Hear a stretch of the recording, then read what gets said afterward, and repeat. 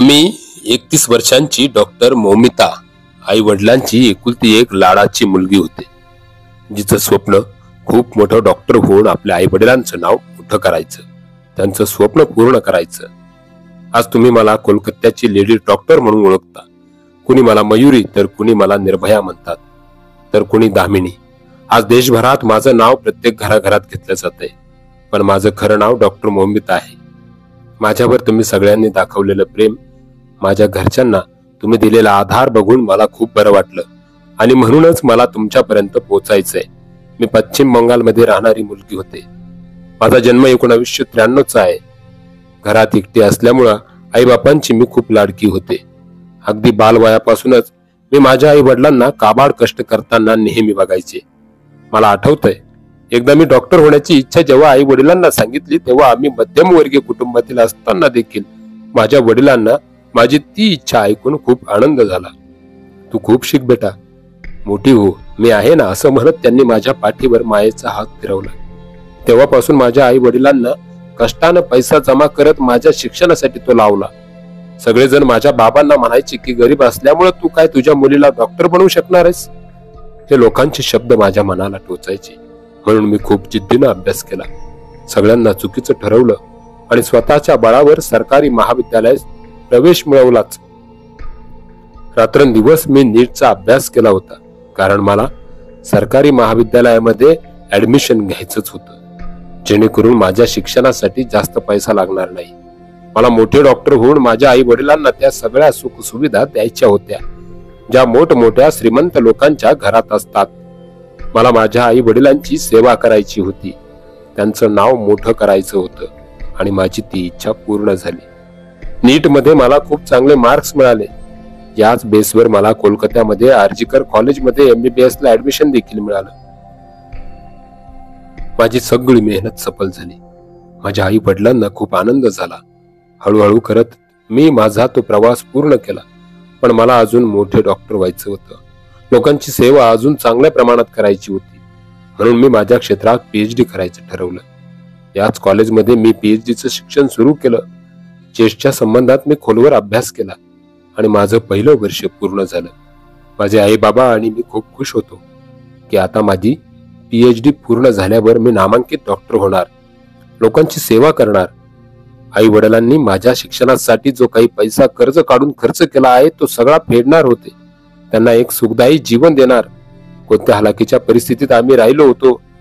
आठवतंय मला, माझे आई वडील स्वतः उपाशी राहिले, पण माझ्यासाठी जेवणासाठी काहीतरी बनवून ठेवायचे. का? मी उपाशी झोपू नये म्हणून. मीही त्यांचं बघून तेव्हापासून पैसे बचत करायला शिकले. काही गोष्टी आवडत असून देखील कधीच मागत नव्हते. त्यामुळे आई वडील मला मी खूप समजदार झाले असं नेहमी म्हणायचे. त्यांचा मुलगा आहे म्हणायचे. आता शिक्षणाबरोबरच मी आर्जिकर हॉस्पिटलमध्ये प्रशिक्षणार्थी डॉक्टर म्हणून जॉब पण करायला सुरू केले होते. 2024 सुरू झालं. मला गणपती, दुर्गा पूजा खूप आवडायच्या आणि आता तर मी डॉक्टर पण बनले होते. म्हणून आई वडिलांना मी बोलले, यावर्षी आपण गणपती आणि दुर्गा पूजा छान सेलिब्रेट करू. आता तर आपल्याकडे पैसे पण आहेत. तुमची मुलगी एक नामांकित डॉक्टर बनणार आहे. माझे असे शब्द ऐकून माझे आई वडील खूप खुश झाले. या वर्षी आपण नक्की दुर्गा पूजा करू असं मला म्हणाले. आता तर आई वडील मला माझ्या लग्नाबद्दल सुद्धा विचारत होते. तेव्हा मी बाबांना स्पष्ट शब्दात सांगितलं, माझ्या लग्नाची काळजी तुम्ही करू नका. लग्नाला इतके सारे पैसे जमा कुठून करायचे बाबा, त्यामुळे ते सगळं तुम्ही आता माझ्यावरच सोडा. मी आता मोठी डॉक्टर होणार आहे. माझी चिंता करू नका. आपला देखील आता चांगले दिवस येणार आहे. म्हणजेच बरोबरच मुलगा चालून आपल्याकडे येईल आणि तेव्हाच मी लग्न करेन. माझ्या आई वडिलांच्या डोळ्यातून नेहमीच आनंदाचे अश्रू व्हायचे. जेव्हा कधी मी असं बोलायचे, त्यांना असं खुश बघून मला देखील खूप छान वाटायचं. मी माझ्या आईला नेहमीच पैसे बचत करताना बघितलं होतं, पण माझ्यासाठी ती भरभरून खर्च करायची. माझ्या आवडी निवडी सगळं काही तिला माहीत असायचं. मला लहानाची मोठी करत असताना तिने माझ्यासाठी खूप काही केलं. स्वतःच्या इच्छा मारल्या. म्हणून आता माझी वेळ होती आईसाठी काहीतरी करायचं. म्हणून मी माझ्या येणाऱ्या रुग्णांमधून माझ्या आईला सोन्याच्या बांगड्या बनवल्या. माझ्या आईनं रुग्णसेवेतून मिळालेल्या त्या पैशातून त्या बांगड्या घेऊन आई खूप खुश झाली. आनंदाने तर तिने मला मिठी मारली. आमचं सगळं काही सुरळीत सुरू होतं. गेल्या 6 महिन्यापासून मला रात्रीची शिफ्ट सुद्धा सुरू झाली. कधी आठवड्यात एकदा जावं लागायचं, तर कधी आठवड्यात 24 तास 36 तास सुद्धा मला रात्रीला कर्तव्यावर थांबावं लागायचं. याच कारण मी तुम्हाला पुढे कथेत सांगेन. 2024 मधील ऑगस्टचा महिना माझ्यासाठी इतका घातकी ठरेल याचा मी स्वप्नातही विचार केला नव्हता. माझे बाबा शिवणकाम करतात. 63 वर्षांचे झालेत. अजून ते काम त्यांनी सोडलं नाही. एक वेळ बीपीच्या गोळ्या घ्यायचं विसरतील, पण काम करायचं विसरत नाही. नेहमीच मला त्यांना ओरडावं लागायचं आणि गोळ्या वेळेवर घ्या म्हणून सांगावं लागायचं. हसूनच माझे वडील मला म्हणतात, हो ग माझी आई. आई पण नेहमीच मला म्हणायची, तू मुलगी नाही माऊ, आमचा मुलगा आहे. मी होतेच तितकी प्रेमळ. माझ्या नावातच प्रेम होतं. मी जेव्हा आमच्या महाविद्यालयात जायचे, तर कधी ड्युटी करायचे, तेव्हा नेहमीच कानावर विद्यालयामध्ये चालणारे काळे धंदे यायचे. आमचे सिनियर डॉक्टर्स नेहमी या विषयावर कधीतरी कुजबुजत बोलायचे, पण मी या सगळ्या गोष्टींपासून स्वतःला खूप दूर ठेवलं. काही विद्यार्थ्यांसोबत जर अत्याचार होत असेल, तर एखादा रुग्ण वाईट वागत असेल, तर त्याच्याकडून एक्स्ट्रा पैसे घेतले जात असेल, तर ते मला मात्र खटकायचं आणि मी आवाज उठवायचे. आमचे प्राचार्य संदीप घोष या गोष्टीवरून मला नेहमी ओरडायचे. महाविद्यालयाचे प्राचार्य होते म्हणून त्यांना आम्हाला सगळ्यांनाच घाबरायला लागायचं. पण त्यांच्याबद्दल देखील मी खूप जास्त ऐकलं होतं. ते रुग्णालयात काय करतात हे सुद्धा मी ऐकून होते, पण कधी मी आवाज उठवण्याचा प्रयत्न केला नाही, कारण मला या मोठ्या माणसांच्या नादी लागायचंच नव्हतं. हो, पण जेव्हा हॉस्पिटलमध्ये मेडिसिनचा बाजार सुरू असल्याचं कानावर आलं, तेव्हा मला राहवलं नाही आणि मी बोलायला सुरुवात केली. माझा आवाज कुठेतरी दाबण्याचा प्रयत्न केला जात होता. माझ्याकडून एक्स्ट्रा काम करून घेतलं जायचं. मला आता तास ड्युटी सुद्धा वाढून मिळाली. मी माझं काम करून या गोष्टीकडे लक्ष द्यायला लागले होते, म्हणून मला कधी 12 तास, कधी 24 तास, तर कधी 36 तासही काम करावं लागायचे. मी सुद्धा अगदी प्रामाणिकपणाने माझं काम केलं. माझ्या वडिलांना मी या गोष्टी कधी कधी सांगायचे, पण ते मला म्हणायचे, माऊ तू या गोष्टींमध्ये पडू नकोस. आपण गरीब आहोत. हे मोठे माणसं असतात, त्यांचे हात खूप वरती असतात. तुझ्या मेहनतीवर पाणी फिरेल. आपण सर्वसामान्य माणसं आहोत. तुझं शिक्षण पूर्ण कर, नंतर आपण काय करायचं ते बघू. वडिलांचे शब्द बरोबर होते. इथपर्यंत येण्यासाठी मी खूप मेहनत केली, म्हणून मी गेल्या 6 महिन्यांपासून प्राचार्य आणि डिपार्टमेंटचा त्रास सहन करायचे. शांततेत फक्त आपलं काम करायचं. कदाचित माझ्यापासून या माणसांना धोका आहे असं त्यांना वाटलं असेल. तेव्हापासून या लोकांनी काही प्लॅन, योजना आखायला सुरुवात केली याची कल्पना मला किंबहुना सुद्धा नव्हती. कधी कधी माझी मैत्रीण आणि मी या विषयावर बोलायचो.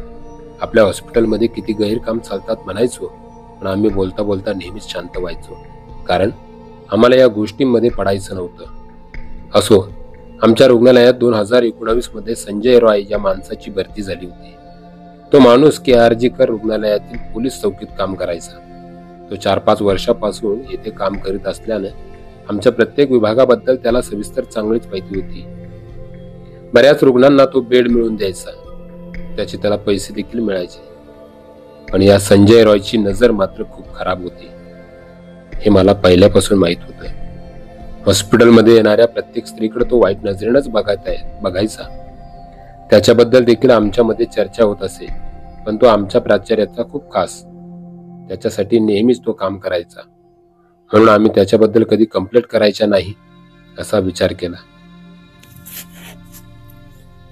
कारण उगाच वादावाद नको. पण हो, हा संजय रॉय याची नजर खूप घातक होती. एखादी मुलगी त्याच्या समोर असेल तर त्याची नजर तिला खायला उठायची. म्हणूनच अशा माणसांपासून मी कुसू दूर होते. त्याही दिवशी मी घरातून कामावर जायला निघाले, पण मला कधी वाटलंच नव्हतं की मी आज माझ्या घरातून शेवटचं जाते. परत मला माझे आई वडील, माझे छोटेसं घर बघायला भेटणार नाही. कदाचित म्हणूनच मी माझ्या आईला, माझ्या बाबांना वेळेत गोळ्या द्यायचं बजावून सांगितलं. रोज येते म्हणणारी मी जाते म्हणून त्या दिवशी घरातून बाहेर पडले आणि प्रामाणिकपणे माझं हॉस्पिटलमधील काम करत राहिले. 8 ऑगस्टच्या दिवशी मी दिवसभर काम करत होते. माझ्या रुग्णांची काळजी घेत होते. आमचा सेमिनार हॉल जवळ एका खोलीचं बांधकाम सुरू आहे, म्हणूनच वरती कुणाची ये-जा जास्त नव्हती. आम्ही सगळेच वॉर्डामध्ये जमा व्हायचो. 4-5 माझ्यासारखेच प्रशिक्षणार्थी डॉक्टर. आम्ही काही गोष्टींवर चर्चा देखील केली. त्यावेळी हा संजय रॉय तिथेच होता, माझ्याकडे एकटक बघत. पण मी त्याला नजरअंदाज केला. त्याच्याकडे दुर्लक्ष करत मी माझं काम करत होते. काही वेळात मला निहाळून तो तिथून निघून गेला. आम्ही पण जेवण केलं आणि सगळेजण त्याच्या कामाला लागलो. मी पण जरा फ्री होते म्हणून रात्री आईला फोन केला. कारण जोपर्यंत मी माझ्या आईला फोन करत नाही तोपर्यंत मी जेवायची नाही. तिथून पुढे माझं जेवण व्हायचं. माझ्याही आई वडिलांना त्या दिवशी नेमकं काय झालंय काय माहित, की आपल्या मुलीशी झालेला आपला हा शेवटचा संवाद राहील. आईनं फोन उचलल्याबरोबर मी विचारलं, बाबा वेळेवर गोळ्या घेतायत ना, हे नक्की बघ. माझी काही काळजी करू नकोस. मी आत्ताच जेवण केलंय. माझ्या वडिलांना उच्च रक्तदाबाचा त्रास आहे. यासाठी वेळेवर औषध घेणं त्यांना खूप गरजेचं आहे. त्यांची औषधं कधीच चुकणार नाहीत याची मी भरपूर काळजी घेत असते. मला आठवतंय एकदा माझ्या बाबांनी रात्रीचं औषधं संपवली. त्यांची औषधं संपल्यानंतर बाबांनी विचार केला की एका दिवसानं काय फरक पडतो, औषध घेतली नाही तर. उद्या सकाळी जाऊन औषध आणले. पण मी घड्याळात बघितलं, रात्रीच्या 11 वाजले. मी तिथेच सगळ्यांची जेवण थांबवून बाबांची औषधं असल्याशिवाय कोणी जेवणार नाही असा सज्जड दम दिला आणि इतक्या उशिरा माझ्या बाबांची औषधांची व्यवस्था केली. पण सध्या हॉस्पिटलमध्ये जास्त कामं असल्यामुळं मला घरी जास्त लक्ष देता येत नव्हतं. आईलाच बळजबरीनं सगळं सांगावं लागायचं. तिला आठवण करून द्यावी लागायची. बाबांकडे लक्ष द्यायला सांगायला लागायचं. त्याही दिवशी सगळं न चुकता सांगितलं आणि माझा तो शेवटचाच फोन ठरला. आई सोबतच बोलून मी पूर्ण फ्लोअरवर पेशंटकडे जाऊन चेकअप केला. माझी कामं पूर्ण केली आणि तिथून मी आराम करण्यासाठी आणि माझा पुढचा अभ्यास करण्यासाठी 3ऱ्या मजल्यावर असलेल्या सेमिनार रूम गाठला. पण मला तेव्हा माहिती नव्हतं की तिकडे जायला बंदी आहे. मला तर आत्ताशी समजतंय की शेजारी बांधकाम सुरू असल्यामुळं वरती कुणालाच जायला लावलं नव्हतं. मी तर गेले 2-3 वाजेपर्यंत माझा अभ्यास केला. तेव्हा एका इंटर्न मला रिपोर्ट दाखवण्यासाठी त्या ठिकाणी आले. मी रिपोर्ट चेक केला. ते तिथून गेली. मीही घड्याळ पाहिलं आणि 3 वाजले होते. मला आता थोडासा डोळा लावावा आणि विश्रांती घ्यावी असं वाटत होतं. 36 तास ड्युटीवर असल्यामुळे खूप थकवा जाणवला. एकीकडे पेशंटची सेवा, दुसरीकडे माझ्याकडे दुर्लक्ष झालं. दुसऱ्यांना जीवनदान देणारे मी स्वतःच्या जीवाकडे लक्ष द्यायला मला वेळ नव्हता. त्यामुळे पुस्तक डायरी बंद केली आणि सेमिनार हॉलमध्ये शांत डोळे लावून झोपले. इतकी गाढ झोपेत गेले की सेमिनार हॉलमध्ये कोणी येतंय कोण जातंय याकडे सुद्धा माझं लक्ष नव्हतं. आणि मग काय, पहाटेच्या सुमारास तो संजय रॉय दारू पिलेल्या अवस्थेत सेमिनार हॉलमध्ये आला. सेमिनार हॉलमध्ये कोणी आलंय हे सुद्धा मला समजलं नाही, कारण मी साखर झोपेत होती. तो आल्यानंतर खुर्चीवर बसायला लागला. तोच त्याची नजर माझ्यावर पडली आणि त्याच्यातील राक्षस जागा झाला. तो माझ्याजवळ आला आणि त्याने माझ्या अंगाला स्पर्श केला. झोपेत असल्यामुळे मला जास्त समजलं नाही, पण जेव्हा अंगावर हात फिरायला लागले तेव्हा मी झोपेतून जागी झाले. समोर संजय रॉय सारखा पापी माणूस बघून मी खूप घाबरले. झोपेत असल्यामुळे स्वतःला सावरायलाच मला वेळ लागला. संजय रॉय हा दिसायला जरी इतका साधा व्यक्ती दिसत असला ना, तरी तो एक लैंगिक वासनाशील आणि विकृत असलेला व्यक्ती आहे हे मला जाणून होतं. बहुधा मी त्याला हॉस्पिटलमध्ये स्त्रियांची छेड काढताना सुद्धा बघितलं होतं. कदाचित आज त्याची शिकार मीच होते. त्याच्यापासून स्वतःला वाचवण्याचा खूप प्रयत्न करत होते, पण त्यानं खूप दारू पिली होती. त्याच्या तोंडाचा वासावरून मला समजलं तो माझं काहीही ऐकण्याच्या मनस्थितीत नव्हता. मी त्याची विनवणी करत होते, मला सोड म्हणत होते, पण त्याला माझी कीव येत नव्हती. शेवटी मी आरडाओरडा करायला सुरुवात केली तेव्हा त्यानं माझं तोंड दाबरलं. काहीतच माझ्या तोंडावर त्याचा हात ठेवला आणि माझा आवाज बंद केला. मी त्याच्यासोबत झटत राहिले. कुणीतरी माझा आवाज बाहेर ऐकावा म्हणून मनोमन देवाकडे प्रार्थना करत होते. पण त्या दिवशी माझा आवाज रात्री कुणालाच ऐकू आला नाही, कारण त्या दिवशी वरती फ्लॉवरवर कुणाला यायलाच अलाउड केलेलं नव्हतं असं आत्ताच समजलं. म्हणजे माझ्यासोबत हे सगळं कट कारस्थान रचण्यात आलं आहे का हेच समजायला मार्ग नाही. मी इथे नराधमाला माझ्यापासून दूर लोटायचा प्रयत्न करायचे, पण त्याच्यात इतकी ताकद कुठून होती कुणास ठाऊक. काही केल्या मला माझ्यापासून त्याला दूर करता येत नव्हतं. त्याच्यापासून मी स्वतःला वाचवू शकले नाही. लढून लढून मी हारले आणि त्यांनाही मला ओरबाडायला सुरुवात केली. मला मारहाण केली.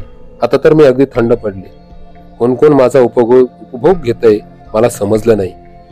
या आत्म्याला माझा आक्रोश बाहेर ऐकू जात असेल इतकं जोरानं बिंबीच्या देठापासून मी त्या रात्री ओरडत होते. पण का कुणास ठाऊक माझा आवाज कुणालाच ऐकू गेला नाही.